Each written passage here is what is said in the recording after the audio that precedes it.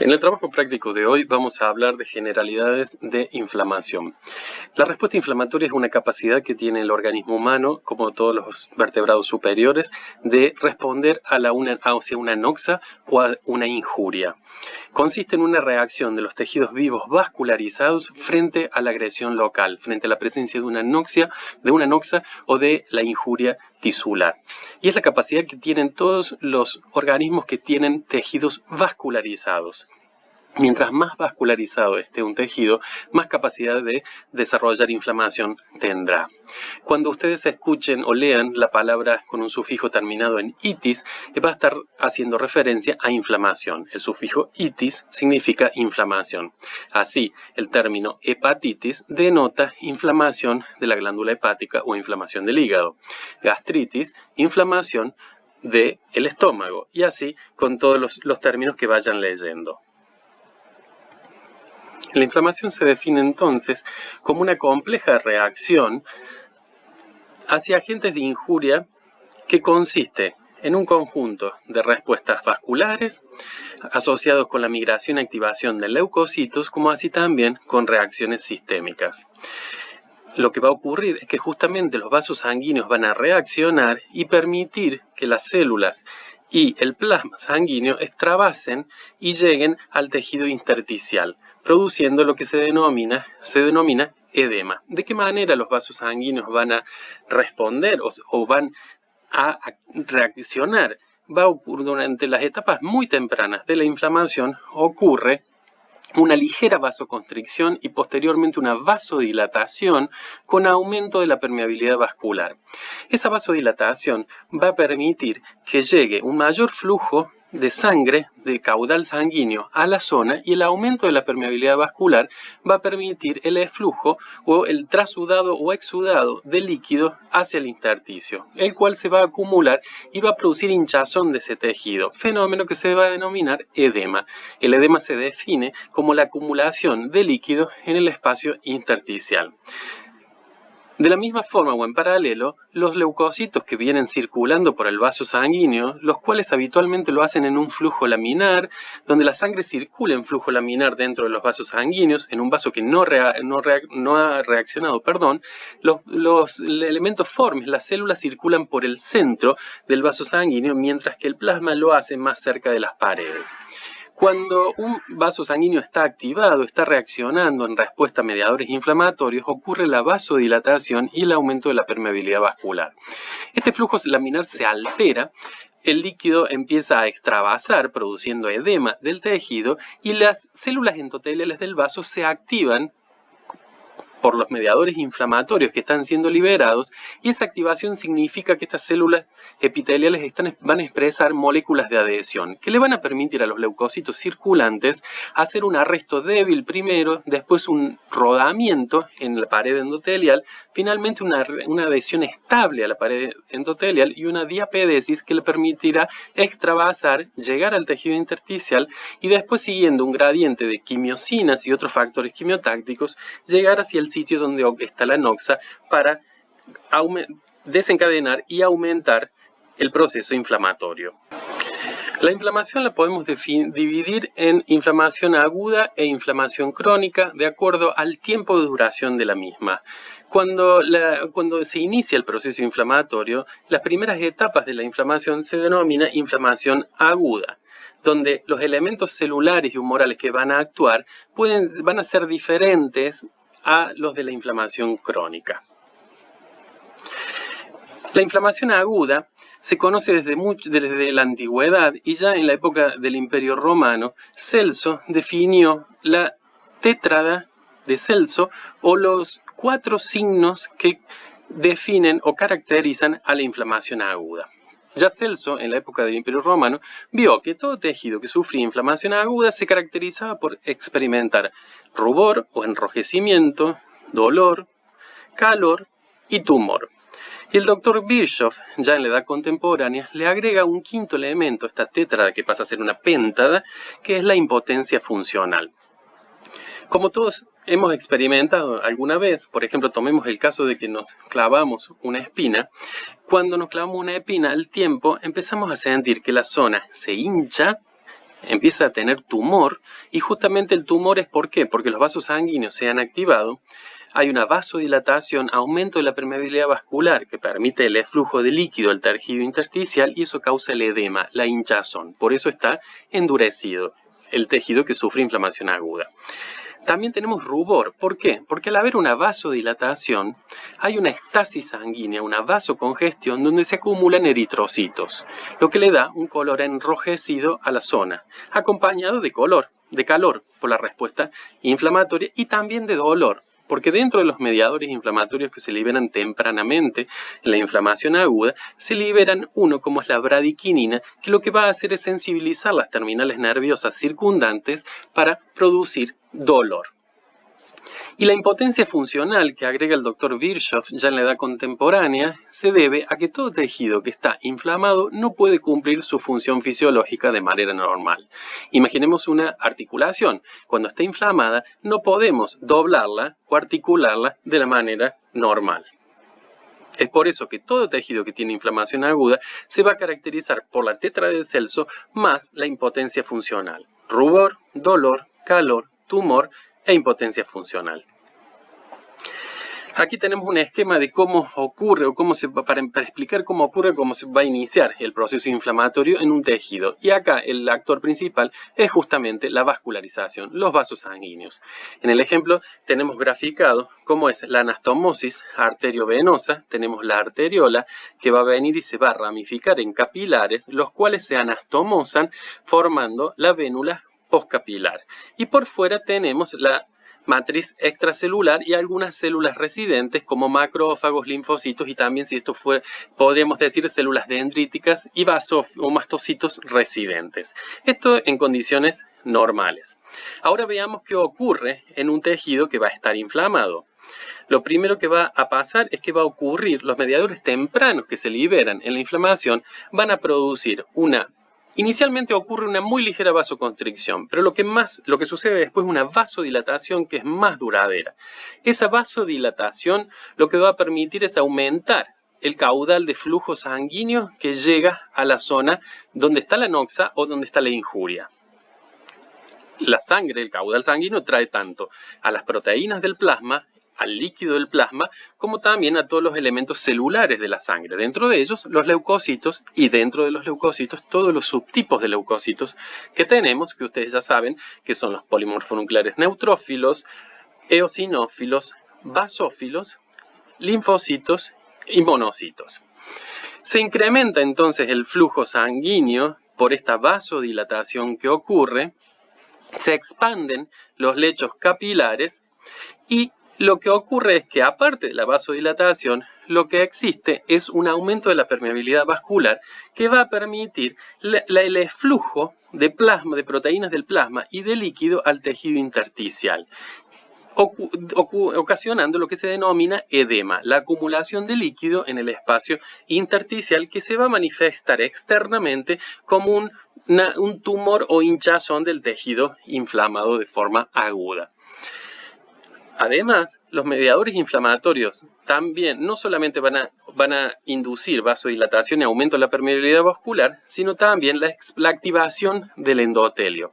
Como comentamos previamente, un endotelio en condiciones normales no está activado. ¿Qué quiere decir? Que la superficie de esas células endoteliales van a ser anticoagulantes, van a ser ricas en anticoagulantes, lo que no va a evitar que las células se adhieran o se peguen a la pared del vaso sanguíneo. Cuando en una respuesta inflamatoria, los mediadores solubles que rápidamente o tempranamente se liberan van a hacer que este endotelio se active. ¿Qué quiere decir que el endotelio se active? Que exprese moléculas de adhesión. ¿Y qué son las moléculas de adhesión?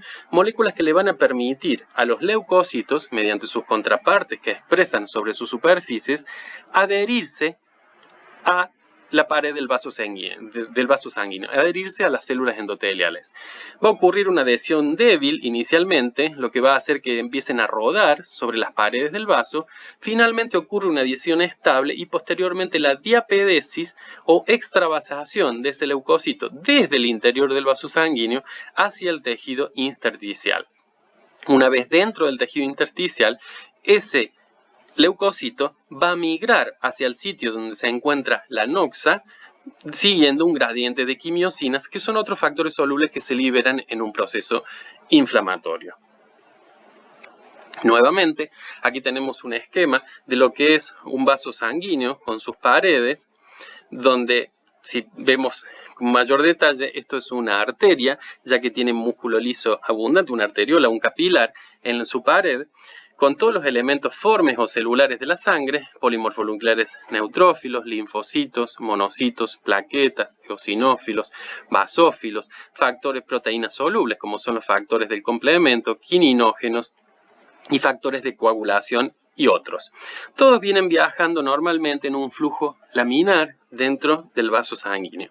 Y en el intersticio tenemos los componentes normales del tejido conectivo, como son las fibras elásticas, fibras colágenas, proteoglicanos y también células residentes como macrófagos residentes, mastocitos, fibroblastos y también podemos incluir a las células dendríticas. Como dijimos previamente, la inflamación se va a diferenciar de acuerdo a su tiempo de inducción en inflamación aguda e inflamación crónica. La inflamación aguda es aquella que ocurre muy tempranamente, es de corta duración, ocurre muy rápidamente pero es de corta data y se caracteriza porque los principales leucocitos que van a estar infiltrando un tejido que está sufriendo inflamación aguda son los polimorfonucleares neutrófilos, donde si ustedes observan aquí en este preparado, en este corte histológico, se los ve con su núcleo lobulado, generalmente se lo ve con un núcleo trilobulado, bien condensado, bien basófilo, que se lo suele observar, se dice como en pururú, inmersos en el tejido intersticial junto a otras células normales del tejido intersticial. Los polimorfonucleares neutrófilos entonces son el primer subtipo de leucocitos que va a llegar a un sitio que está sufriendo tempranamente inflamación. Lo que es decir, que los polimorfonucleares van a ser los leucocitos característicos que van a estar presentes en un tejido que está sufriendo inflamación aguda. Como son los leucocitos en que mayor abundancia están en el organismo, vienen a ser como los peones del ajedrez, los primeros que salen a combatir esta batalla, esta guerra contra la noxa, que es la respuesta inflamatoria. Para ello, los neutrófilos tienen la capacidad no solamente de secretar o liberar enzimas proteolíticas que están en sus lisosomas y en sus gránulos, sino también tienen la capacidad de realizar fagocitosis de los microorganismos. Recordemos que la inflamación es una respuesta que se monta frente a una noxa. Una noxa puede ser todo aquello que puede causar daño o patología o enfermedad del organismo.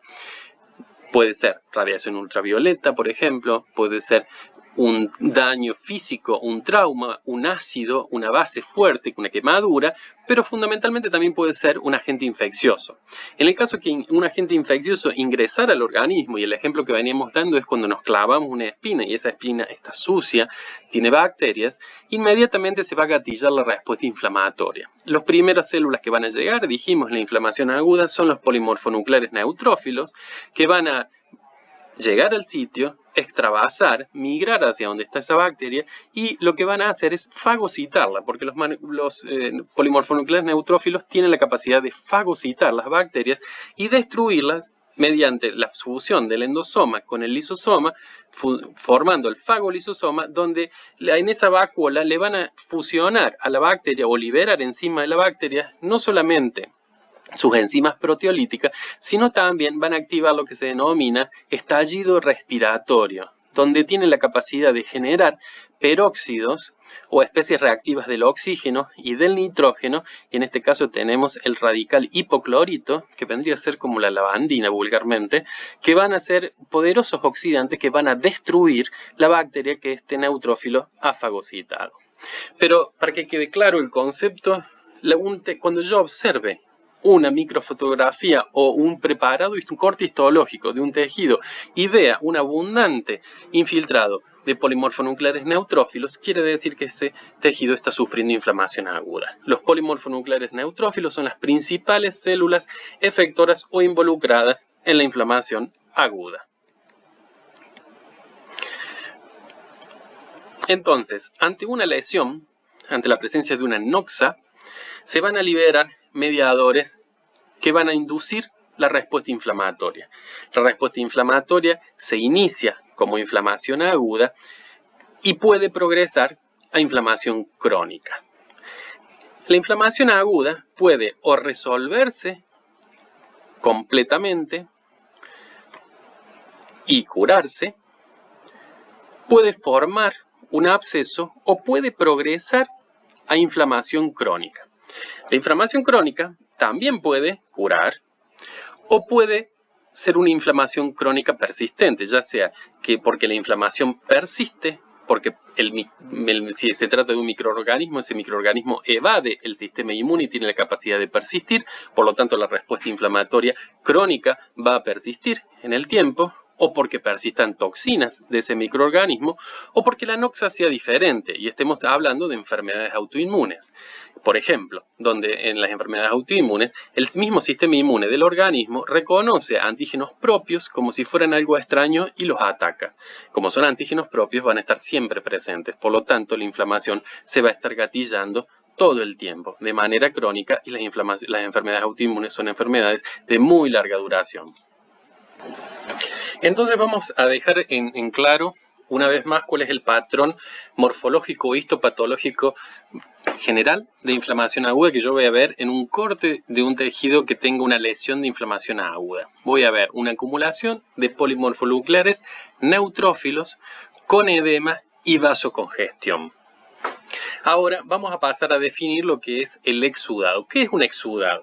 El exudado es una acumulación anormal de un líquido en un tejido que esté edematizando o en una cavidad, como que puede ser una efusión en ese caso, que va a ser un líquido rico o no en proteínas y en células. Cuando hablamos de exudado, estamos diciendo que sí, que ese líquido, esa acumulación de líquido, ese líquido es rico en células y en proteínas y que va a tener una densidad mayor a 1020 gramos por litro. Los exudados pueden tener poca o mucha cantidad de proteínas y células y su densidad, pero siempre que sea un exudado, va a tener una densidad mayor a 1020 gramos por litro, cada alta cantidad de proteínas y de células. Los exudados se clasifican según la cantidad de células y proteínas que contienen y su densidad. En este caso que estamos viendo acá, vemos una fotografía de una pierna donde con unas ampollas, en donde ahí dice en la diapositiva exudado seroso, y en realidad no es correcto. Eso es un trasudado, porque la diferencia entre un exudado y un trasudado es en que el trasudado es la acumulación de líquido, donde el líquido va a ser cristalino, como se ven en las ampollas, ya sea por una infección viral o por ciertas quemaduras, donde el líquido va a ser claro, transparente, sin la presencia aparente de un precipitado, que si yo lo analizo al microscopio voy a ver que no tiene células o muy escasas, y si determino proteínas, la cantidad o concentración de proteínas que posee va a ser muy baja, con una densidad menor a 1020 gramos por litro. Entonces, en este caso es un patrón morfológico especial de inflamación aguda que se llama inflamación serosa, donde lo que se acumula o libera es un exudado seroso, es decir, un líquido transparente, acelular, con pobre o baja concentración de proteínas y cuya densidad es menor a 1020 gramos por litro. Y en ese caso estamos hablando de un exudado serosa o de inflamación serosa. Este es un patrón morfológico especial de inflamación aguda. Recién vimos el patrón morfológico general, hasta recién veíamos el patrón morfológico general de inflamación aguda y ahora comenzamos a ver los patrones especiales, morfológicos especiales o histopatológicos especiales de inflamación aguda, comenzando por la inflamación serosa o trasudado seroso, que tienen un trasudado seroso y que un ejemplo típico son las ampollas. Aquí tenemos un corte histológico de una ampolla, que es una inflamación serosa. Siempre que vemos un corte histológico de un tejido, primero lo tenemos que ver a mayor aumento, para ubicarnos de qué tejido estamos hablando, en dónde estamos parados. Entonces acá, a simple vista, a mayor aumento, podemos ver que esto es piel. ¿Por qué? Porque tenemos una capa córnea, queratinizada externa, un epitelio, ¿sí? La epidermis, seguida de la dermis, tenemos la dermis papilar, la dermis reticular, y si pudiéramos ver más abajo tendríamos la hipodermis.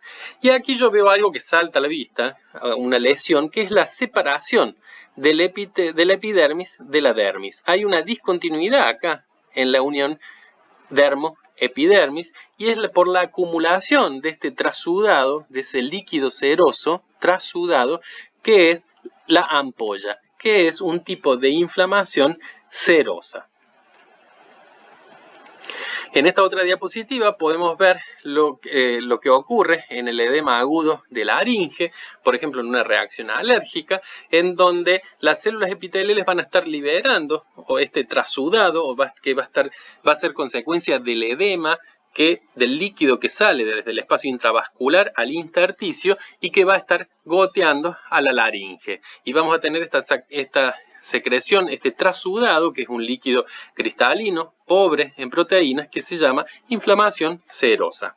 Ahora, si estamos hablando de las vías aéreas, como sucede en la rinitis aguda que tengo yo, me gotea me pica y me gotea la nariz, sobre todo los que somos alérgicos, me gotea y me pica la nariz, y ese goteo es un líquido claro, transparente, muy poco denso.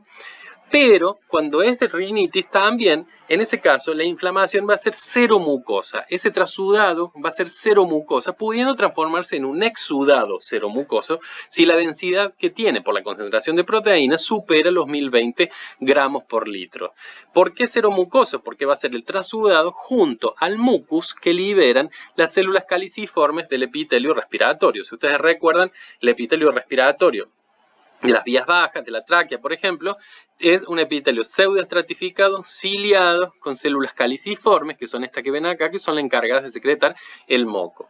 Si el paciente tiene una rinitis alérgica, va a tener un exudado ceromucoso, donde va a ser blanquecino. Ahora, si es consecuencia de una inflamación, de una infección, y lo que voy a tener ya va a ser un moco más amarillento, más verdoso, en ese caso. En esta otra diapositiva vamos a ver otro patrón especial de inflamación aguda, que es el exudado o la inflamación fibrinosa.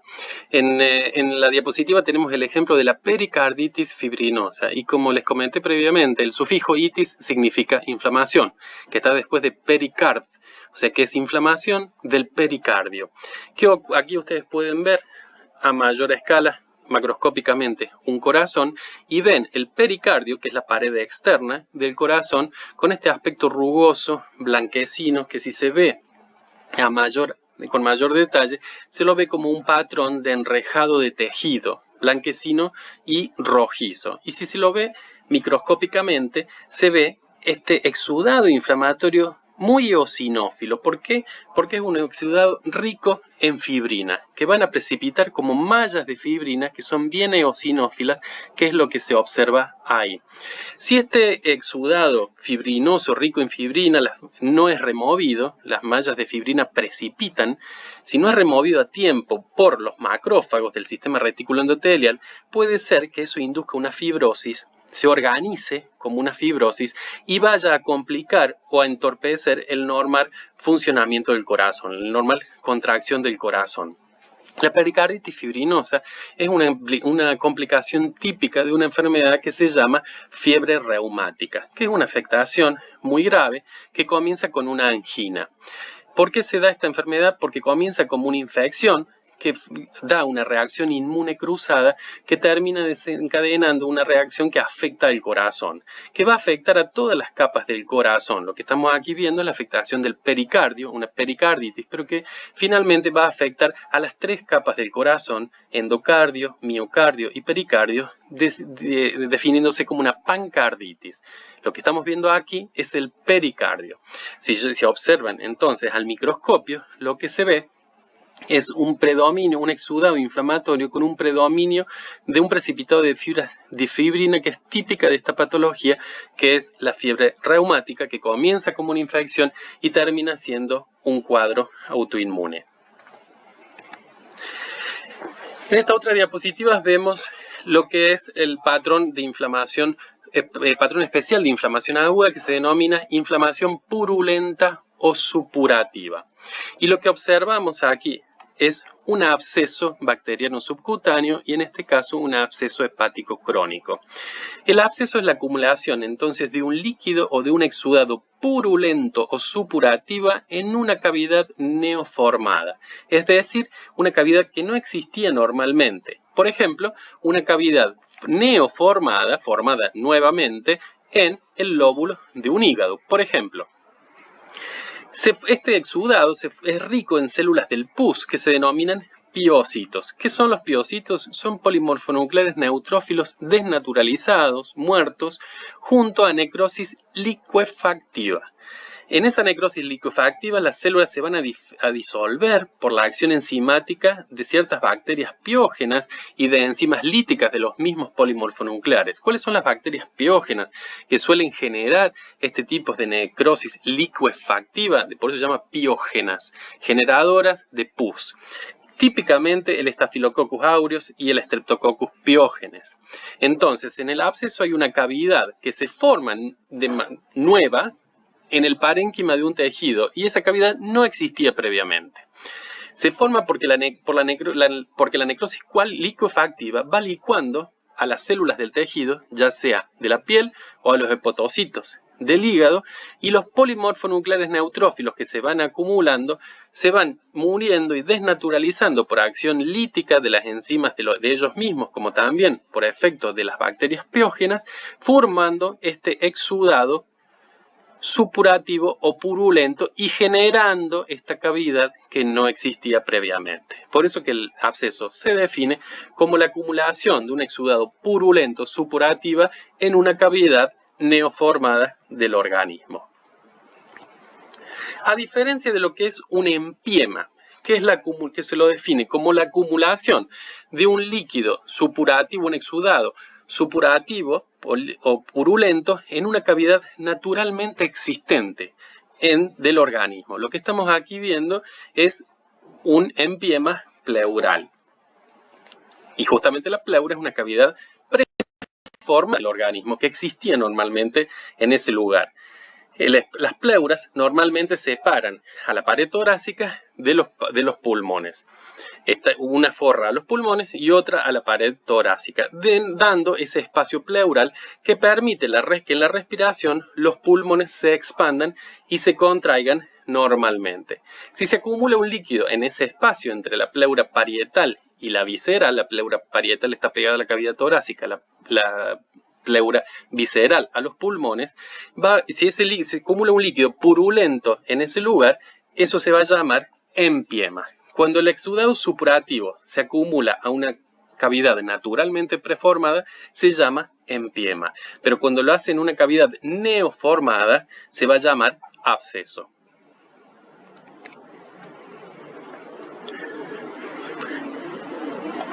Aquí vemos un corazón con sus dos hojas pericárdicas, la hoja visceral y la hoja parietal. En el espacio pericárdico se puede observar la acumulación de un exudado hemorrágico. Lo que estamos viendo aquí es una pericarditis hemorrágica. Es un patrón especial de inflamación que es de inflamación aguda, que es la inflamación hemorrágica. ¿En qué se va a diferenciar un exudado hemorrágico de la sangre? En la proporción y cantidad de elementos formes sanguíneos van a ser diferentes en el líquido exudado hemorrágico que las que observamos en la sangre.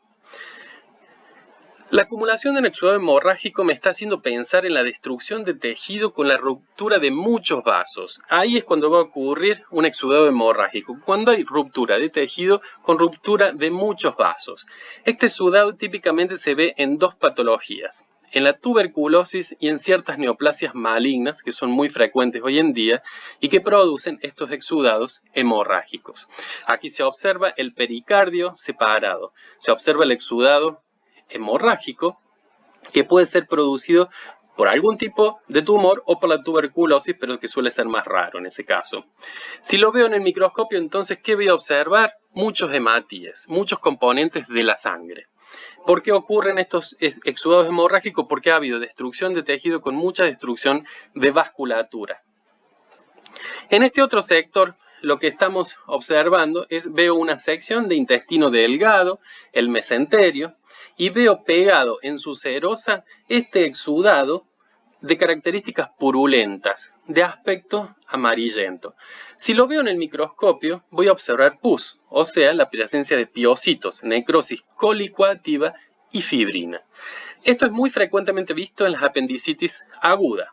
Aquí al cirujano no se le debe pasar el resultado que el bioquímico le mande del laboratorio diciendo que este paciente tiene una leucocitosis.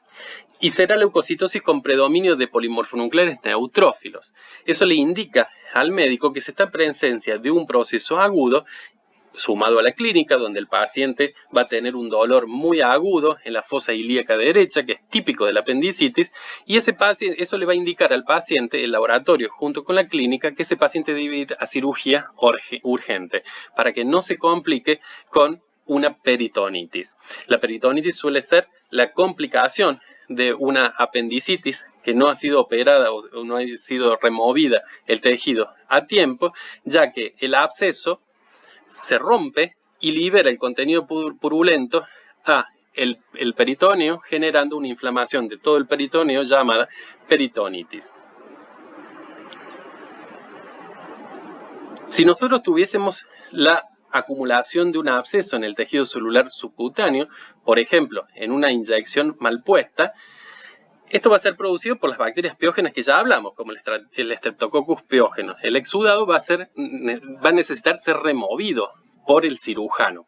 Si no lo hace, ese absceso va a querer salir a algún lado. Si estamos hablando de la piel, es una cuestión. Pero si estamos hablando de una acumulación de un exudado fibrino purulento en el intestino, como es el apéndice, si no es removido a tiempo, puede reventar ese contenido, volcarse en el peritoneo y generar una peritonitis que puede llegar a la muerte del paciente.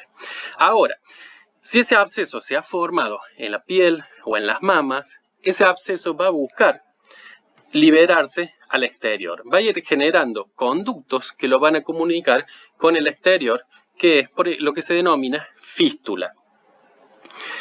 ¿Cómo el cirujano va a determinar el trayecto de esa fístula cuando vaya a resecar ese absceso? Lo que va a hacer, va a inyectar tinta china y esa tinta le va a medir la zona, la superficie interior del absceso y todos los trayectos que ha generado para evacuar ese contenido, ya sea a el exterior, por la piel, o al interior de un órgano. Por ejemplo, un absceso anal, que los abscesos perianales suelen ser muy frecuentes, o dentro del tubo digestivo.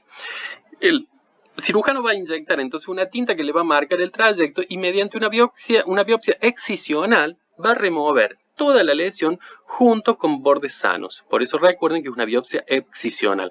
Remoción completa de la lesión con parte de tejido sano, con bordes sanos, para asegurar justamente la remoción completa de toda la lesión. Entonces la fístula es un trayecto que va a generar el absceso, ya sea hacia el exterior o hacia la luz de otro órgano, para drenar ese contenido, ese exudado licuefactivo purulento que tiene en el interior. En este caso tenemos la apendicitis aguda.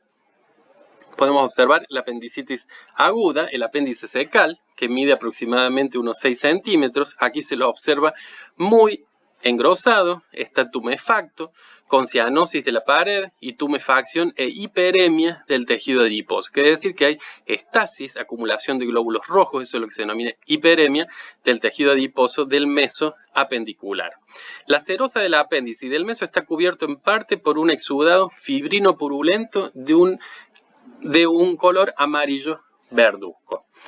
Este es uno de los cuadros clínicos más frecuentes en los hospitales que atienden todo tipo de patologías y que el médico confirma con el laboratorio, ya que si bien la clínica es típica, a veces puede llegar a confundir y, como mencionamos previamente, la apendicitis aguda es un cuadro grave, está en riesgo la vida del paciente y hay que ir a cirugía y hacer una apendicectomía, es decir, extraer el apéndice de inmediato. Entonces, ¿cuáles son, para resumir, cuáles los hallazgos típicos que yo voy a ver en la microscopía o las características histopatológicas típicas de un tejido que está sufriendo inflamación aguda? Voy a observar edema, voy a observar vasocongestión y la acumulación principalmente de polimorfonucleares neutrófilos. Y clínicamente, los 5 signos cardinales de la inflamación, que son tumor, rubor, calor, dolor y pérdida de la función. Ahora vamos a hablar de inflamación crónica. Pasamos a inflamación crónica. La inflamación crónica es aquella que lleva un tiempo prolongado de evolución y que principalmente si hago el estudio histopatológico a nivel microscópico en un tejido que cursa con inflamación crónica, ¿qué voy a ver en la lesión? Voy a encontrar un infiltrado que ya no va a ser polimorfonuclear como era la inflamación aguda. El infiltrado leucocitario típico que voy a observar en una lesión histopatológica que sufre inflamación crónica está compuesto principalmente por linfocitos, histiocitos, fibroblastos y la coexistencia de inflamación, necrosis y fibrosis con neovascularización e intentos de regeneración tisular solo en aquellos tejidos que tengan la capacidad de hacerlo. La inflamación crónica puede desarrollarse o ser consecuencia de una inflamación aguda o ser la respuesta primaria frente a ciertos estímulos, es decir, surgir como inflamación crónica directamente. En realidad lo hace porque es una inflamación que se va dando de manera insidiosa, que lleva cierto tiempo, se prolonga y cuando se manifiesta ya lo hace como inflamación crónica. El patrón que acabamos de describir es el patrón histopatológico típico de una lesión de un tejido que sufre inflamación crónica. Los factores predisponentes al desarrollo de inflamación crónica son que el estímulo lesivo sea persistente, por ejemplo el ácido gástrico en la úlcera péptica. Si la persona es un alcohólico y tengo una erosión o una úlcera y sigo tomando alcohol, eso se va a ir exacerbando porque estoy irritando continuamente la mucosa gástrica.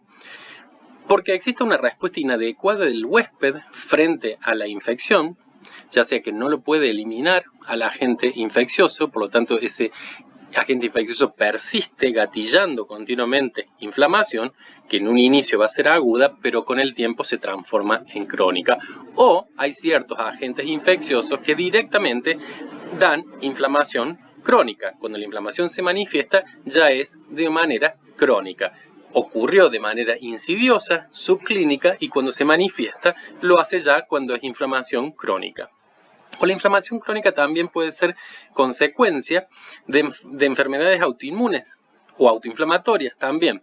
Las enfermedades autoinmunes son aquellas donde la inmunidad adaptativa pierde la autotolerancia hacia los antígenos propios y reconoce proteínas propias como si fueran extrañas y las empieza a atacar. Por ejemplo, las enfermedades reumáticas, el lupus eritematoso sistémico, la colitis ulcerosa crónica, la tiroides de Hashimoto, etc.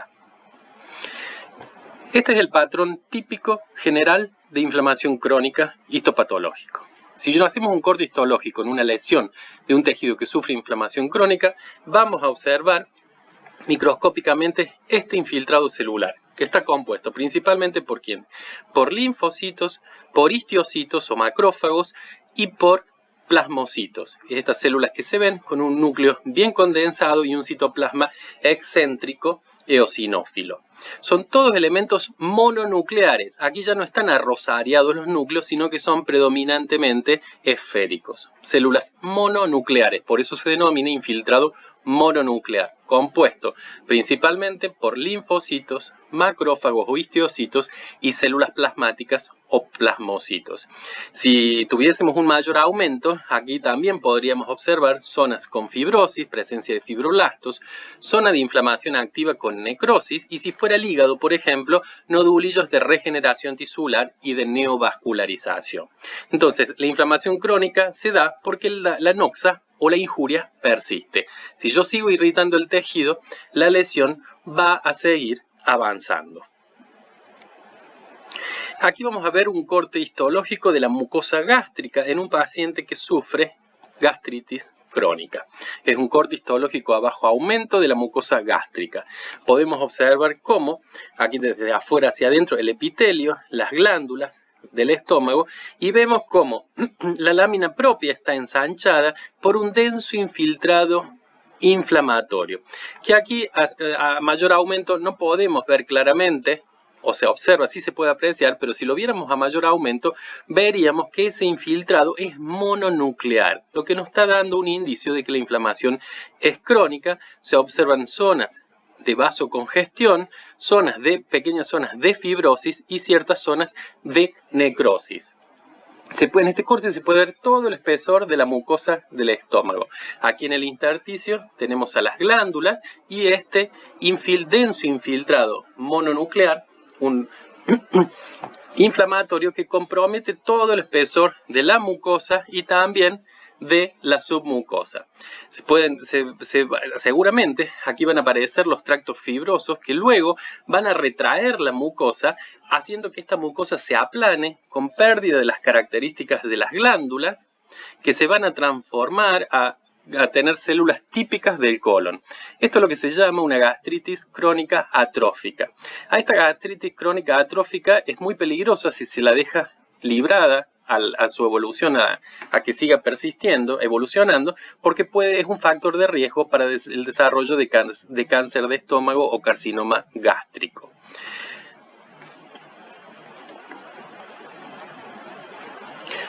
Entonces lo que vimos hasta recién era el patrón general de inflamación crónica. Todo tejido que sufre inflamación crónica va a desarrollar inflamación con la presencia de un infiltrado mononuclear compuesto por monocitos, linfocitos, histiocitos, células plasmáticas, presencia de necrosis, fibrosis y zonas de regeneración vascular solo en aquellos órganos que tengan la capacidad de hacerlo.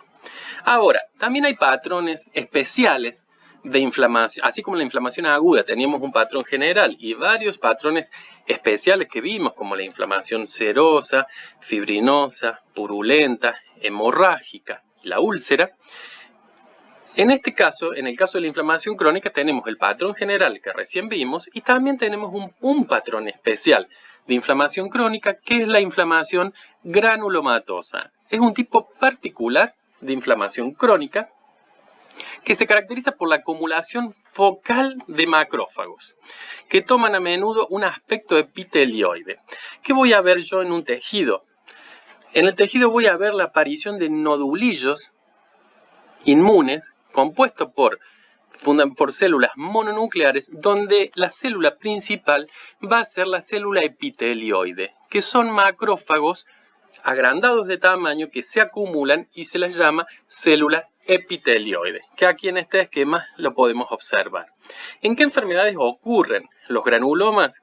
En distintas enfermedades crónicas como la tuberculosis, en la sarcoidosis, en la lepra, en la brucelosis, en la sífilis, en algunas micosis como la histoplasmosis y otras infecciones como el linfogranuloma inguinal. A un granuloma se lo define como un foco de inflamación crónica que consiste en la acumulación de macrófagos que se transforman en células epitelioides, lo cual va a estar rodeado de un cordón de linfocitos en su exterior y a su vez rodeado por un cordón de fibroblastos y una zona de fibrosis externa. A veces estas células epitelioides, estos macrófagos modificados, se van a fusionar entre sí y van a conformar así células gigantes que tienen de 40 a 50 micrómetros de diámetro, multinucleadas con núcleos excéntricos en herradura, que se los llama las células de Langhans. Los granulomas son consecuencias ¿de qué? De la hipersensibilidad de tipo de morada y por hipersensibilidad celular o de tipo 4. Donde los linfocitos van a ser activados por una célula presentadora de antígeno en los nódulos linfáticos drenantes, donde está la noxa o la lesión, y se van a diferenciar a células o linfocitos T CD4 cooperadores tipo 1 o T helper 1, los cuales secretan interferón gamma, que es una potente activador y quimiosina de macrófagos. Como la noxa va a ser difícil de erradicar, va a estar en el medio y estos macrófagos activados por esos linfocitos T helper 1 que están activándose en el nódulo linfático drenante, pero que vienen a la zona de la lesión o donde se encuentra la noxa, esos linfocitos van a activar a estos macrófagos que se transforman en células epitelioides y todo este proceso que va a formar este granuloma, que va a estar rodeado de linfocitos y posteriormente cuando se va haciendo de más larga data de fibroblastos y de una cápsula fibrosis, es un intento del organismo para contener la noxa o el agente infeccioso que no puede eliminar. En el caso de la tuberculosis, el Mycobacterium tuberculosis. En el caso de la sarcoidosis, todavía no se conoce o no está claro si es una enfermedad autoinflamatoria o una enfermedad por algún patógeno aún desconocido, en el caso de la lepra, por el Mycobacterium leprae, y así. Son microorganismos, en el caso de las enfermedades infecciosas, son microorganismos que tienen la capacidad de evadir al macrófago, al sistema inmune, por lo tanto persisten. Pero el sistema inmune sigue tratando de contenerlos y lo hace en estas lesiones que son nodulillos inflamatorios que se llaman granulomas. En este granuloma que vemos acá, no observamos un centro de necrosis gaseosa central. Hay algunos, y precisamente en el caso de la tuberculosis, particularmente en el caso de la tuberculosis, los granulomas van a tener un centro de necrosis caseosa central, caseosa de caseum, de queso, porque va a tener el aspecto granular de un queso. Es así que los granulomas se van a caracterizar de acuerdo a su composición y a su forma, a sus características típicas, en granulomas inmunes o granulomas de cuerpos extraños.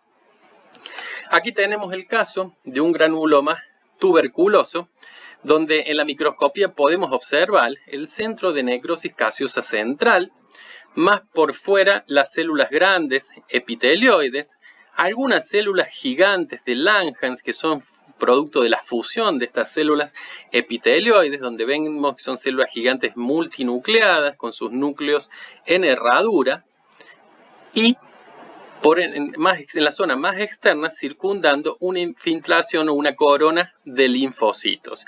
Si este granuloma fuese más viejo, si evoluciona en el tiempo, finalmente va a terminar rodeado de una cubierta de tejido fibroso. Pero para que quede claro, una característica típica del granuloma tuberculoso es la presencia de necrosis gaseosa central, que no la voy a observar en los otros tipos de granulomas. Y esto me indica, orienta o da una cierta especificidad al anatomopatólogo para decir que en este caso la etiología de la enfermedad que está dando esta lesión se trata del Mycobacterium tuberculosis. Estamos en el caso de una tuberculosis.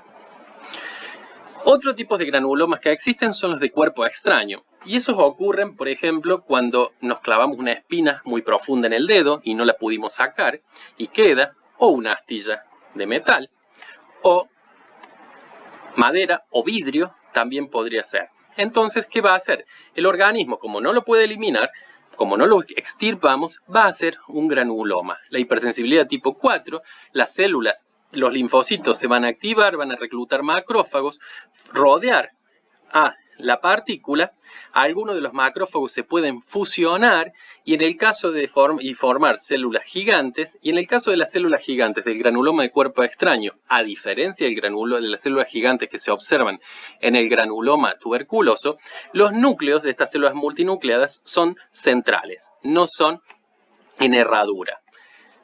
Vamos a tener igual las mismas características que el granuloma típico, células epitelioides, células gigantes y una corona externa de linfocitos y hasta fibrosis, como es lo que se observa aquí.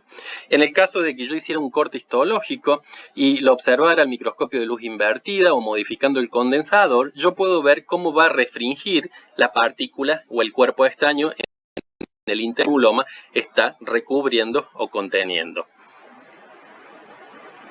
Otro tipo de granuloma que se suele observar es el granuloma reumático. El granuloma reumático es típico de la fiebre reumática, que en su interior va a tener necrosis fibrinoide o necrosis fibrinosa. Esto es típico de la miocarditis o pancarditis de la fiebre reumática. La fiebre reumática, hay un dicho que dice que la enfermedad lame las articulaciones y muerde el corazón, ataca articulaciones y a corazón. La lesión que ocurre en las articulaciones es dolorosa, pero no es grave, por eso se dice que lame las articulaciones. Pero la lesión en el miocardio sí es muy grave y ocurren estos granulomas reumáticos cuyo interior tiene una zona de necrosis fibrinoide.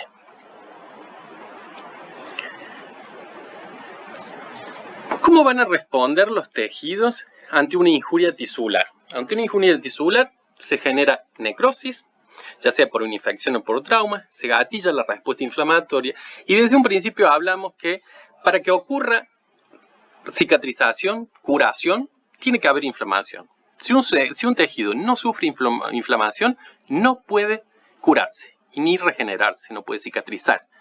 Porque la cicatrización es inducida por el proceso inflamatorio. ¿Por qué ocurre el proceso inflamatorio?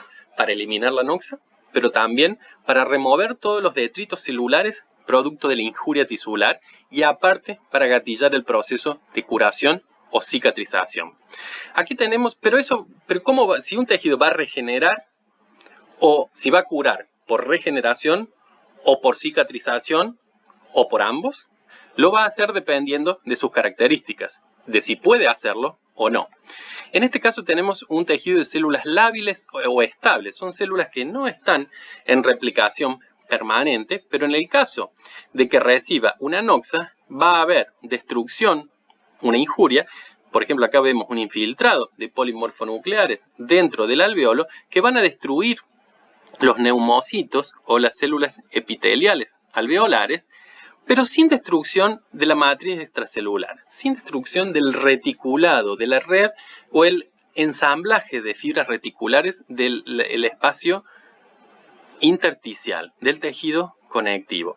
Como no se ha destruido la red de fibras reticulares del espacio intersticial, el daño no fue extenso, solamente la inflamación por este infiltrado de polimorfonucleares que vemos ha eliminado por lisis, las ha matado a estos neumocitos, que son células epiteliales que normalmente no están en replicación, pero en el caso que necesiten hacerlos, pueden nuevamente entrar en fase G1 del ciclo celular de síntesis G2, hasta volver a repoblar ese epitelio y dando así una regeneración y un pulmón, finalizando un pulmón normal, con esta zona del tejido funcionalmente normal.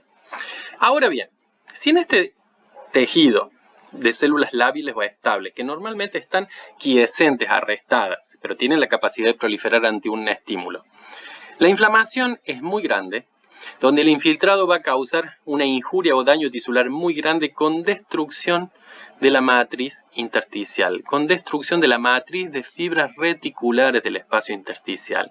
Si eso ocurre, lo que va a ocurrir es una reparación del tejido por fibrosis, donde en el epitelio finalmente se van a repoblar de las células epiteliales o neumocitos, pero ustedes fíjense, el intersticio fue tan grande el daño que lo que ocurre aquí es una cicatrización por fibrosis donde no se va a conservar la estructura tisular normal original. Vemos una cicatriz densa con un denso reticulado de fibras de colágeno y reticulares, ciertos fibroblastos que ha engrosado el espacio intersticial, donde ahora, cuando se produzca la respiración y para que ocurra el intercambio gaseoso entre el aire del alveolo y el vaso sanguíneo, la distancia va a ser mayor, por lo tanto la capacidad funcional pulmonar va a estar disminuida. Aquí tenemos el caso de un hígado, donde tenemos a la izquierda un hígado normal, que se lo ve de un color pardo, rojizo. Si se lo ve macroscópicamente tiene un aspecto friable, tal cual como se ve un hígado de una vaca en la carnicería, así. Y a la derecha tenemos un hígado de un paciente que tiene una cirrosis hepática. Si yo lo viera macroscópicamente, lo veo bastante más aumentado de tamaño, con mucho mayor peso y de un aspecto duro, endurecido, muy compacto. Y lo que se ve microscópicamente es este aspecto de nodulillos más claros. Han visto al microscopio, fíjense, aquí debajo tenemos una microscopía de este hígado normal donde tenemos el lobulillo hepático con los hepatocitos distribuidos en las trabéculas normales, los espacios porta, la vena central. Y fíjense lo que vemos aquí, en la microfotografía de este hígado con cirrosis. Esta arquitectura normal está totalmente desorganizada, no tiene nada que ver esto con el lobulillo hepático normal. Tenemos zonas de regeneración tisular, los hepatocitos se activan para proliferar, para tratar de recuperar la capacidad funcional por todos esos hepatocitos que murieron en la necrosis previa, porque esto es una injuria crónica, y vemos zonas de fibrosis que fíjense cómo van separando a los nódulos de regeneración en septos. Vemos algunos espacios porta desordenados, venas centrales excéntricas. Toda la arquitectura tisular está desordenada. Coexiste La inflamación, aquí está mucho aumento y no lo estamos viendo, pero seguramente hay un infiltrado mononuclear, zonas de necrosis, zonas de fibrosis y zonas de o nodulillos de regeneración. Típico de la inflamación crónica hepática. El hígado está continuamente injuriado, en este caso seguramente es un paciente alcohólico, donde el alcohol es la injuria que daña y mata al hepatocito, hay necrosis, inflamación y justamente fibrosis, que trata de reparar, entre comillas, el tejido dañado. Y en el caso del hígado, como el hígado tiene la capacidad de hacer una hiperplasia compensatoria para regenerar, vamos a observar estos nodulillos de regeneración que, si ustedes lo observan, se los ven de un color amarillento. Eso quiere decir que los mismos nódulos de regeneración están sufriendo esteatosis. ¿Por qué? Porque la lesión continúa. ¿Y cuál es la lesión? El alcohol. El paciente sigue tomando alcohol. Es un alcohólico crónico. Pero tenemos otros tipos de tejidos, que son los tejidos de células permanentes, como por ejemplo el miocardio, en donde vamos a tener los cardiomiocitos que no tienen la capacidad de entrar en el ciclo celular. Son células permanentes, no tienen la capacidad de volver a entrar en el sitio celular para replicarse. Entonces, en el caso de que haya una injuria tisular en el músculo cardíaco, esa injuria va a causar necrosis de las fibras musculares de los miocardiocitos y esa necrosis va a ser reabsorbida por el sistema retículo endotelial, por las células del sistema inmune, por los leucocitos, va a ser fagocitados, limpiados los detritos celulares y toda esa zona va a ser parcheada por tejido conectivo fibrótico. Se va a producir unas zonas de fibrosis que va a cicatrizar, o sea, va a reparar el órgano, el daño, pero dejando una cicatriz. O sea, va a reparar, va a parchar, pero esa cicatriz va a reparar el órgano, pero ya no va a ser funcional como lo era el tejido original. ¿Cuál es el rasgo fundamental de la curación? La presencia del tejido de granulación. Es el primer tejido que va a aparecer para iniciar la curación. ¿Y por quién es inducido? Por la respuesta inflamatoria. La noxa genera una injuria. La reacción inflamatoria misma también amplifica un poco esa injuria y la destrucción del tejido que existe, la necrosis celular que ocurre, va a ser fagocitada y limpiada por todos los macrófagos y el mismo sistema, los mediadores inflamatorios que se liberan son los que van a gatillar el proceso de curación, de cicatrización o de regeneración si el tejido tiene la capacidad de hacerlo. Histopatológicamente, el primer cambio que ocurre, que me da la pauta a mí, cuando yo observo al microscopio que ese tejido está comenzando a curar, a cicatrizar, es la presencia del tejido de granulación, que no es tejido granulario, es tejido de granulación, es un tejido de aparición muy temprana y es la etapa inicial del proceso de reparación. ¿Cómo está formado este tejido de granulación? Va a estar formado por fibroblastos que van a estar proliferando y secretando componentes de la matriz extracelular como fibras de colágeno, como vasos en neoformación. Hay neogénesis vascular, que si yo observo, fíjense cómo son desparejos en su tamaño, todavía están comenzando a ensamblarse, a consolidarse, son de aspecto muy irregular y si hago una tinción tricrómica para ver fibras de colágeno, en el tejido de granulación veo escasas fibras de colágeno. Es un tejido rosado, se ven aquí escasas fibras de colágeno, fíjense comparados con una cicatriz ya madura, tejido fibroso ya madura, ya es pura fibra de colágeno. En el tejido de granulación, yo lo que voy a observar son abundante cantidad de fibroblastos que están en proliferación y secretando los componentes de la matriz intersticial, o extracelular, y vasos neoformados o en neoformación pequeños, que como todavía no se han consolidado, las uniones intercelulares endoteliales no están firmes, no están bien estrechas. Por lo tanto, son tendientes a perder líquido desde el interior vascular al exterior. Por lo tanto, el tejido de granulación va a estar edematizado. El tejido de granulación, entonces, si yo lo veo desde afuera, es de aspecto rosa, suave y granuloso en la superficie de la herida. Un ejemplo típico es cuando nosotros tenemos una lastimadura y se nos forma la escara, la costra, la cascarita, como se dice vulgarmente, y a medida que va sanando y va evolucionando, uno va viendo en los bordes de la cascarita una aparición de un tejido bien rosadito, turgente, débil, si yo le clavo la uña lo puedo lastimar, y edematizado. Justamente ese es el tejido de granulación, donde hay proliferación de fibroblastos, están empezando a depositar la matriz extracelular, las fibras de colágeno y vasos en neoformación, que como no tienen las uniones interendoteliales estrechas, están haciendo que líquido dentro del vaso haga un eflujo hacia el espacio intersticial y produzca edema. Por eso la observación de edema en el tejido de granulación. A medida que los fibroblastos proliferan, empiezan a secretar fibras de colágeno y con el tiempo ese tejido de granulación va a terminar o a transformarse en un tejido fibroso donde van a ir desapareciendo gran cantidad de los fibroblastos, los vasos sanguíneos ya van a estar consolidados y lo que va a existir fundamentalmente es un entramado de fibras de colágeno denso, que acá se lo observa en la coloración tricrómica de Masson como un azulado casi completo. Algo muy importante que vamos a ver ahora es curación. Curación cutánea por primera intención o por segunda intención. Y esto es bastante importante. ¿Cuándo ocurre la curación cutánea por primera intención? Por ejemplo, cuando tenemos heridas con bordes opuestos, cuando es una incisión quirúrgica bien limpia, que no está sucia, que no tiene partículas, está desinfectado. Entonces, esos bordes que van a poder pegar perfectamente uno entre sí, no hay una sutura y hay una mínima pérdida del tejido epitelial y conectivo. Estos bordes van a poder pegar perfectamente, son cohesivos perfectos uno entre otro, y se va a dar esta curación cutánea por primera intención. ¿Qué es lo que ocurre?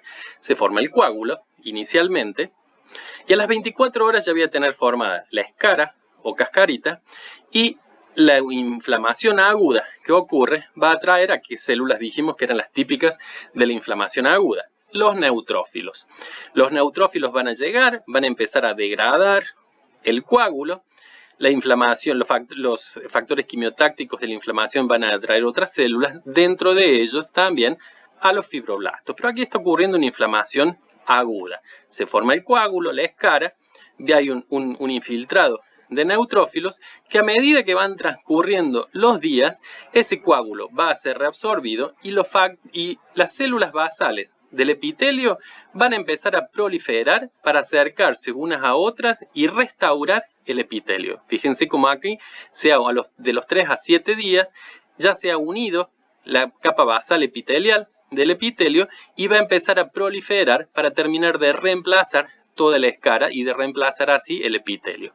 Por debajo vemos el tejido de granulación, donde ya tenemos de infiltrado mononuclear, que eran las primeras horas, ya han pasado varios días, ese infiltrado polimorfonuclear se transforma ahora en un infiltrado crónico de tipo mononuclear, donde va a haber muchos macrófagos que atraen fibroblastos. Estos fibroblastos van a estar proliferando, comenzando a sintetizar componentes de la matriz extracelular y además el macrófago secreta factores como el factor de crecimiento de endotelio vascular que va a hacer que los capilares circundantes, la vasculatura circundante se active para hacer neogénesis vascular para irrigar este nuevo tejido cicatrizal.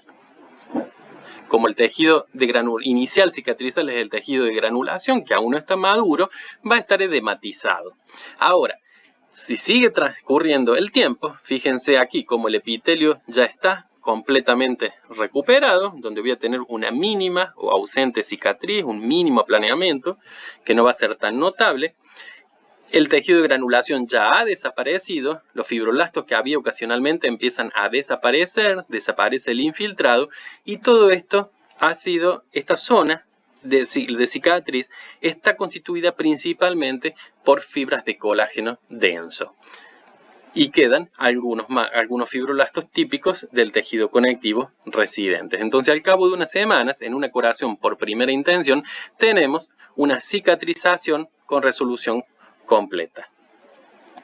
Ahora, ¿qué ocurre en una curación por segunda intención.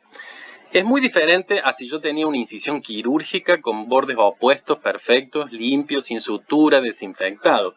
Ahora, ¿pero qué pasa si yo voy en una moto y me caigo, me raspo, destruyo gran parte del tejido, me caí también al pasto, estaba sucio, se desprendió mucho tipo de tejido, hay una necrosis extensa? ¿Qué pasa ahí? Ahí lo que va a ocurrir es la curación cutánea por segunda intención o cicatrizar por segunda, como se dice vulgarmente.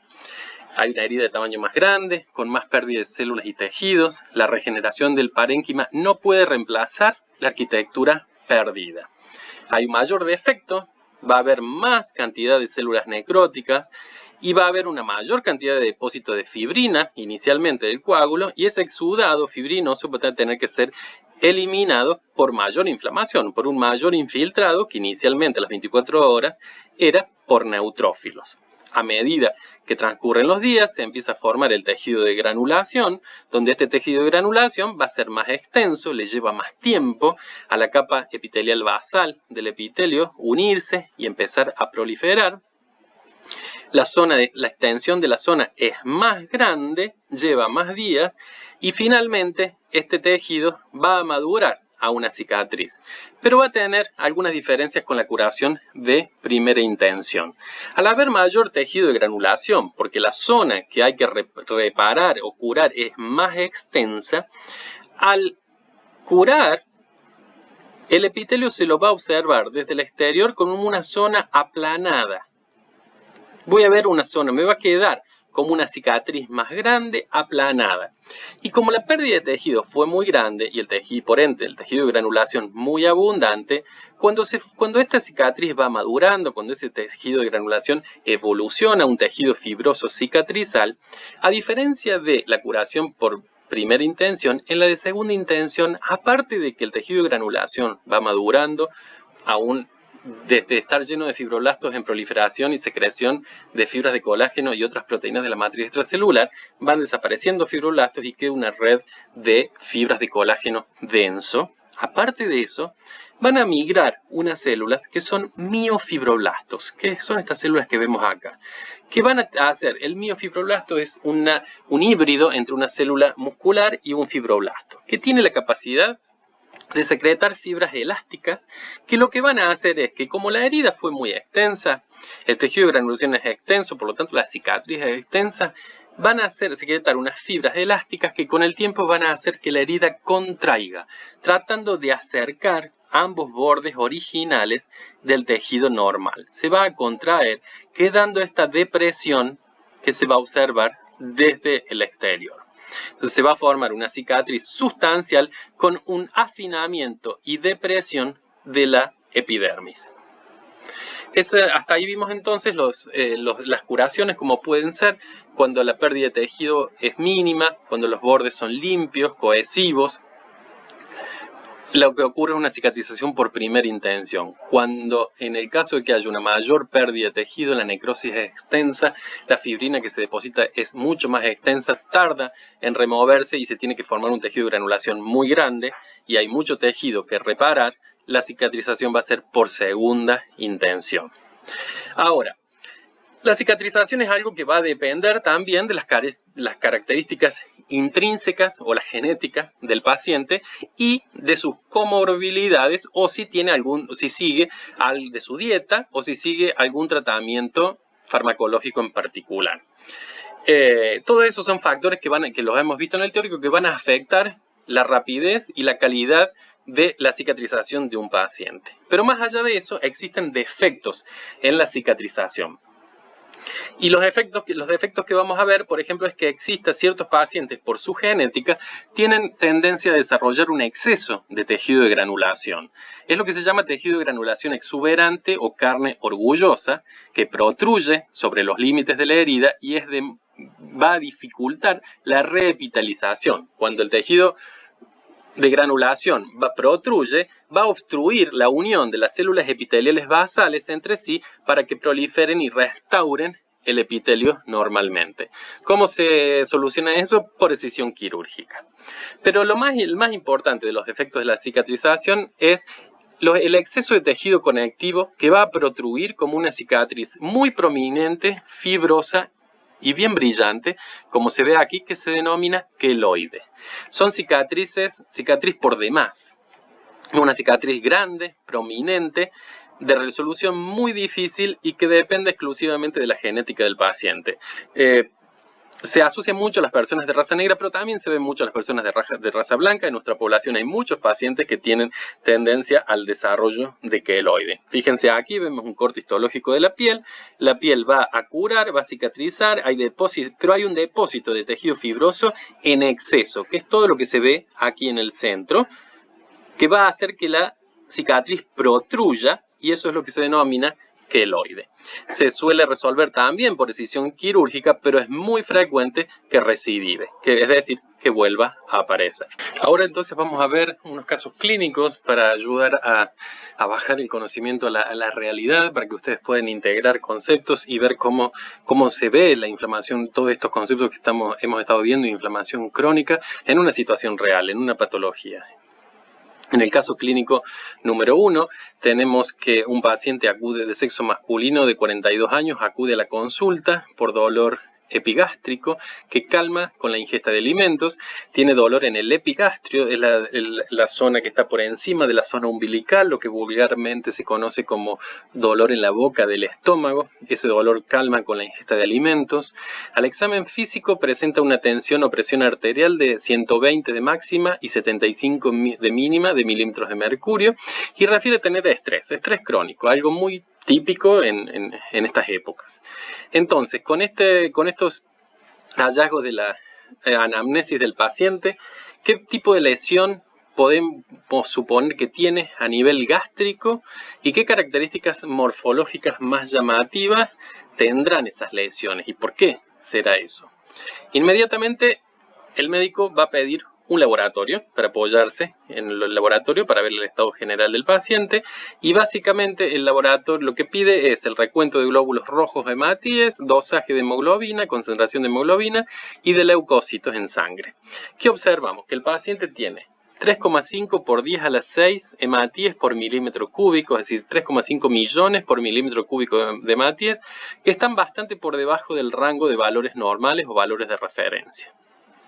La hemoglobina tiene 8,5 gramos por decilitro, también muy por debajo de los valores normales. Es decir, este paciente tiene una anemia por una baja hemoglobina y baja cantidad de hematíes, lo que nos hace suponer o sospechar de que este paciente está perdiendo sangre por algún lugar. Cuando vemos el recuento de leucocitos es de 15 por 10 a la 3 por milímetro cúbico, es decir, 15.000 leucocitos por milímetro cúbico de sangre, que están por encima de los valores normales, es decir, tiene aumentado los leucocitos. Esto es lo que se conoce como leucocitosis, lo cual me está indicando un proceso inflamatorio. Es decir, este paciente está sufriendo un proceso inflamatorio con pérdida de sangre, podría suponer, tiene bajos los hematíes y una anemia. Y la clínica que presentaba era un dolor en la boca del estómago, un dolor epigástrico y que está estresado. Entonces podemos suponer que tiene alguna lesión inflamatoria a nivel estomacal. ¿Qué pasa cuando si uno pudiese ver el estómago de ese paciente en la macro? En este caso, por supuesto, no le vamos a sacar el estómago vivo al paciente, pero si pudiéramos verlo, podríamos tener dos casos. Lo que se ve a la izquierda, que es una gastritis erosiva, donde si vemos aquí la mucosa gástrica, tiene una lesión crónica con erosiones, con estos focos negros que son pequeños focos hemorrágicos. Son erosiones con focos hemorrágicos en el estómago. Este estómago tiene una lesión crónica, aplanado, que ha perdido sus pliegues, se van aplanando y es una lesión erosiva. A diferencia de lo que tengo en la derecha, que es esta imagen en sacabocado, en este caso del duodeno, y es una úlcera. Ambas sangran y sangran mucho. Y esa es la causa de que este paciente tiene bajos los glóbulos rojos y bajo el nivel de hemoglobina, lo que significa una anemia. Si le hubiésemos pedido el hematocrito, también este paciente tendría el hematocrito bajo. Una pregunta que pueden tener es ¿por qué le calma el dolor con la ingesta de alimento? Pues bien, la ingesta de alimentos, al ingresar el bolo alimenticio puede funcionar como un tapón, como un separador, tapizar esta mucosa del contenido gástrico, lo cual alivia un poco, pero sobre todo porque un estómago ácido tiene un contenido de jugo gástrico que es muy ácido, con un pH muy bajo. Al ingresar el bolo alimenticio va neutralizando, subiendo un poco ese pH, lo que causa que el contenido ácido disminuya y así alivie un poco la injuria, a la erosión esta o la úlcera en este otro caso. ¿Qué diferencia hay entre una erosión y una úlcera? Y para eso para definir diferencia entre erosión y úlcera, tenemos que ver bien de dónde estamos hablando, en qué tejido. En este caso, en el estómago, en el tubo digestivo. Cuando hablamos del tubo digestivo, una erosión no atraviesa la muscularis mucosa del órgano, es decir, no atraviesa la capa muscular de la mucosa del órgano. Mientras que la úlcera sí, va a atravesar la muscularis mucosa, la va a perforar. En cambio, si nos referimos a otro órgano como es la piel, por ejemplo, algunos pacientes que tienen enfermedades crónicas que comprometen la irrigación sanguínea o el árbol vascular, como es la diabetes mellitus, suelen desarrollar erosiones y úlceras en la piel en los miembros inferiores. ¿Qué diferencia hay entre una erosión o úlcera en la piel? En que la erosión no va a atravesar la membrana basal, mientras que la úlcera sí atraviesa la membrana basal. Entonces, tengo que tener en cuenta para diferenciar erosión de úlcera de qué órgano estoy hablando. Si estamos hablando del tubo digestivo, la erosión no atraviesa la muscularis mucosa, mientras que la úlcera sí. Cuando estamos hablando de piel, la erosión no atraviesa la membrana basal, mientras que la úlcera sí lo hace. ¿Cómo podría diagnosticar si este paciente tiene una úlcera o una erosión? Y ya que no le puedo sacar el estómago, el paciente que vino lo consulta, mediante una biopsia por endoscopia, por ejemplo, biopsia endoscópica. Aquí podemos observar la úlcera, que tiene un exudado inflamatorio en la base del cráter de la úlcera, y esta úlcera puede quedar así por mucho tiempo o puede perforarse, y eso es una complicación muy grave de la úlcera, porque si se perfora, este paciente va a empezar a perder mucha sangre y puede estar en riesgo su vida, puede llegar a morir por un shock hipovolémico. Aquí en el corte microscópico podemos ver cómo está perforada la muscularis mucosa. Estamos hablando de una úlcera. Tenemos esta imagen en sacabocado con perforación de la muscularis mucosa. Hay una pérdida de la solución de continuidad, una pérdida de continuidad del epitelio con perforación de la muscularis mucosa. Atraviesa la muscularis mucosa. Y se ven las 4 capas de la úlcera, que son los restos de enterocitos y de detritos celulares de la necrosis, el infiltrado inflamatorio, vemos estos nodulillos mononucleares de inflamación crónica, aquí, cierto tejido de granulación y fibrosis. Esas son las 4 capas de la úlcera: restos de enterocitos y detritos celulares, infiltrado inflamatorio, tejido de granulación y fibrosis. Puede ser que esta úlcera quede como forma crónica e incluso llegue a perforarse, o puede ser que resuelva con el tiempo y quede una cicatriz en la zona. Ahora pasamos al caso clínico número 2. Acude a la consulta una paciente de sexo femenino de 25 años que va a consultar por fiebre, por tener dolor en el tórax lateral en tipo de puntada de costado. El paciente dice que siente que le clavan un puñal al costado del tórax y tos con expectoración. Muy diferente a lo que estamos viendo hoy en día con el coronavirus, que la tos es seca. En este caso no, la paciente presenta tos con una expectoración abundante. El examen físico tiene una tensión arterial, una presión arterial de 120 y 65 mililitros de mercurio, normal, pero una temperatura corporal de 39 grados centígrados. Tiene fiebre. Y también presenta taquicardia y taquipnea, es decir, aumento de la frecuencia cardíaca, taquicardia, y aumento de la frecuencia respiratoria, taquipnea. Entonces, por los datos clínicos, ¿con qué cuadro etiológico puede correlacionar la clínica del paciente? ¿Dentro de qué patologías lo agruparíamos? Las agudas, las crónicas. Podría ser una aguda, tiene una fiebre importante. ¿Y qué hallazgos morfológicos y de laboratorio esperaríamos encontrar? Cuando el médico solicita inmediatamente un laboratorio para acompañarse de la clínica presentada por el paciente revelada en la anamnesis, el laboratorio arroja un recuento de Matías de 5,2 millones por milímetro cúbico, dentro de los valores normales, pero los leucocitos están notablemente aumentados. Tiene 18.900 leucocitos por milímetro cúbico, muy por encima del rango de valores normales o valores de referencia, y al hacer la fórmula leucocitaria se observa que una alta proporción de los leucocitos son neutrófilos, es decir, tiene aumentados los neutrófilos por encima de los porcentajes normales, lo que se llama una neutrofilia. Es decir, este paciente tiene los niveles de leucocitos muy por encima de los valores normales, tiene una leucocitosis con una neutrofilia, lo que me está dando ya indicando la presencia de un cuadro de qué tipo, agudo o crónico. Si se aumentan los polimorfonucleares, lo más probable es que este cuadro es un cuadro de inflamación aguda. Yo podría pedir también una eritrosedimentación o velocidad de sedimentación globular, y lo más probable es que esté elevada. ¿Y por qué aumenta la velocidad de sedimentación globular o de eritrosedimentación? Los glóbulos rojos sedimentan más rápidamente. ¿Por qué? Porque si ustedes recuerdan, en la inflamación aguda, uno de los efectos sistémicos de la inflamación aguda es la secreción de proteínas de fase aguda. Las citoquinas inflamatorias, como la interleuquina 6 y la interleuquina 1, activaban al hígado a que produjese las proteínas de fase aguda. La proteína, el amiloide sérico, la proteína C reactiva y también el fibrinógeno. Al haber más concentración de fibrinógeno en sangre, este separa a los glóbulos rojos entre sí. Entonces las cargas eléctricas que son iguales de una membrana de glóbulo rojo con respecto a la otra están separadas por la alta concentración de fibrinógeno, así no se repelen tanto y entonces sedimentan más rápido. Por eso, una eritrosedimentación elevada o aumento de la velocidad de sedimentación globular indica un proceso inflamatorio agudo. Si yo hubiese pedido una eritrosedimentación en este paciente con esa leucocitosis y esa neutrofilia, lo más probable es que esté aumentada la eritrosedimentación también.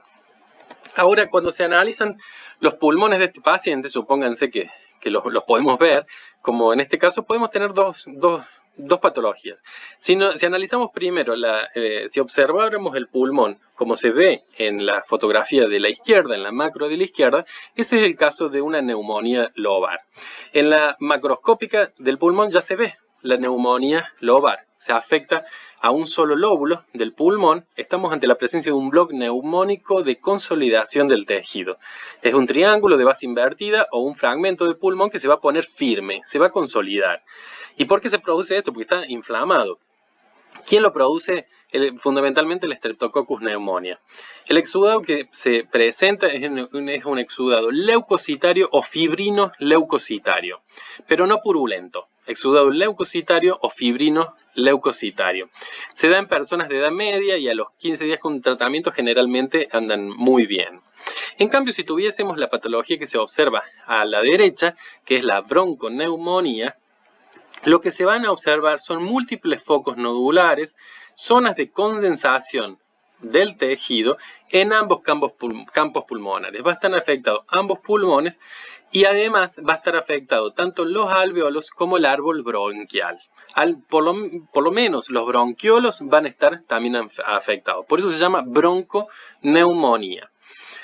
Los pacientes generalmente que sufren bronconeumonía son pacientes inmunosuprimidos, que están en ambos extremos etarios de la vida, los ancianos o los niños que son de per se inmunosuprimidos o que están en etapas terminales de enfermedades crónicas.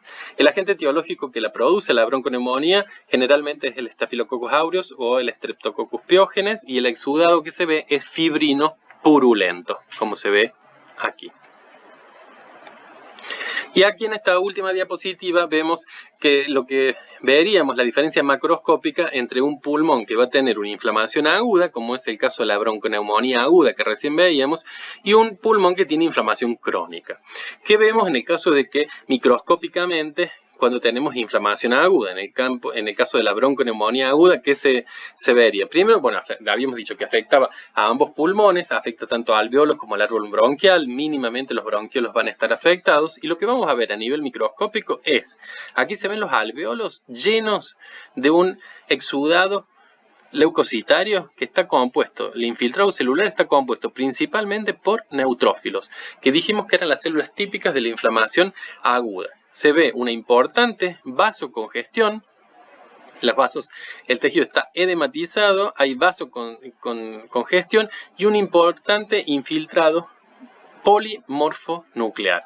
En cambio, a la izquierda tenemos la microscópica de un corte de tejido de pulmón que está sufriendo inflamación crónica. ¿Y qué es lo que observamos?